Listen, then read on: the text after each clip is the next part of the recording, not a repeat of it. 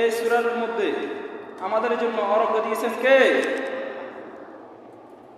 আপনি অসুস্থ আছেন, আপনি যে কোনো মুহূর্তে আছেন, সূরা ফাতিহা পড়ে নিজেকে নিজে রোকেয়া করেন, জাপ করেন, আপনাকে সুস্থ করবেন কে?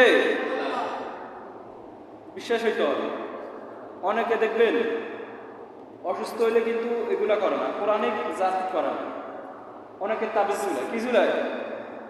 তাবিজ ঝুলায়। আসলে ইসলাম বলেছে তাবিজ বেদাত, নাজায়েজ, হারাম। আর জারফুক দেওয়া, পানি পোয়া খাওয়া, কোরআন থেকে প্রেসক্রিপশন নেওয়া, এটাকে জায়েজ করেছেন কে? বিশেষ হয় অসুস্থ আছে, আপনি সূরা ফাতিহা নিজে পড়েন, নিজেকে নিজে জাপ করেন, পানি খান, আপনাকে সুস্থ করে দিবেন কে? তবে আপনার বিশ্বাস থাকতে হবে, একিনটা সই থাকতে হবে। কারণ আল্লাহর হাবিব সাল্লাল্লাহু আলাইহি সাল্লামের কাছে একবার সাহাবীরা আসলো, ইয়া রাসূলুল্লাহ, ইয়া হাবিবাল্লাহ, আমাদের কুয়ার পানি বড্ড লবণাক্ত, আমরা লবণাক্ত পানি খেতে পারতাম না, আপনি এসে দোয়া করে দিন। বিশ্বনবী গিয়ে 1000 বছরের লবণাক্ত পানি মুখে নিয়ে কুলি করে চেয়ে দিলেন, মুহূর্তের মধ্যে মিঠা পানি পরিণত করে দিয়েছেন কে? দেখেন আল্লাহর হাবিব সাল্লাল্লাহু আলাইহি সাল্লামের কত বরকত। এই জন্য ইকিন থাকতে হবে, বিশ্বাস থাকতে হবে, আল্লাহ রাব্বুল আলামিন আমাকে কোরআন দ্বারা ভালো করবে। যদি ইকিন থাকে, বিশ্বাস থাকে, ভালো করবেন কে? সহিহ বুখারীর বর্ণনা, আল্লাহর হাবিব সাল্লাল্লাহু আলাইহি সাল্লামের সাহাবীরা সফরে বের হয়েছে। সকলে বলুন, কোথায় বের হয়েছে? সফরে। প্রতিমধ্যে তারা ক্ষুধার জ্বালা আরবের গোত্রের কাছে গেলেন, যে বললেন, আমরা খুবই ক্ষুধার্ত, আমাদেরকে কিছু মেহমানদারি করো, খাওয়ার দাও। তখন আরবের ওই গোত্রের লোকেরা কি করলো? মেহমানদারি করলো না। সেখান থেকে আবু সাঈদ খুদরি চলে গেলেন।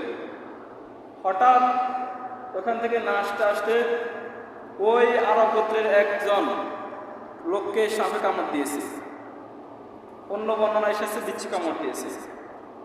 তো তারা অনেক সুমন্ত সুকালী ভিতরগুলো এগুলা তারা পড়তে আসে, এই ধরনের একটা কিছু বাক্য, কিন্তু কোনোভাবে ভালো হচ্ছে না। তখন তারা সেখান থেকে একজন লোক এসে আবু সাঈদ খুদরিকে বলল, তোমাদের এই গোত্রে কেউ আছে নাকি? আমাদের সর্দারকে ভালো করে দেবে। তখন একজন বলেছে, আমার কাছে এমন একটা জিনিস আছে, আমি যদি কই তোমাদের সর্দারকে ভালো করে দিবেন কে? তো ওই ব্যক্তি বলছে চলো। তখন ওই ব্যক্তি বলেছে, ঠিক আছে, আমি তোমাদের সর্দারকে জাফুক করব, আমাকে কিছু হাদিয়ে দিতে হবে। কোনো বর্ণনা এসেছে 30টি ছাগল, কোনো বর্ণনা এসেছে 100টি ছাগল। তখন ওই ব্যক্তি গিয়ে সূরা ফাতিহা পড়ে যখন সর্দারের মুখে ফুঁক দিয়েছে, সর্দারের চোখ তুলে দেন কে? আবার যখন দ্বিতীয় ফুঁক দিয়েছে, সর্দার শোয়া ছিল, বসে গেলেন। আবার যখন তৃতীয় ফুঁক দিয়েছে সূরা ফাতিহা পড়ে, সর্দার দাঁড়িয়ে হাঁটতে শুরু করে দিয়েছে। সুবহানাল্লাহ। এরপরে চুক্তি অনুযায়ী তারা 30টি ছাগল বা 100টি ছাগল সেখানে পেলেন, কয়েকটি জবাই করে খেলেন, আর বাকিগুলো খাবে।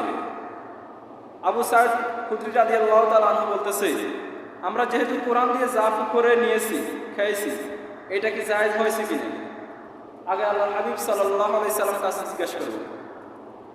আল্লাহর হাবিব সাল্লাল্লাহু আলাইহি সাল্লামের কাছে এসে বলল, ইয়া রাসূলুল্লাহ, ইয়া হাবিবাল্লাহ, কোরআন দিয়ে জাফু করে আমরা 30টি ছাগল নিয়েছি অথবা 100টি ছাগল নিয়েছি, এই যে খাইলাম, আমরা কিছু নিলাম, এটা কি জায়েজ হয়েছে কিনা?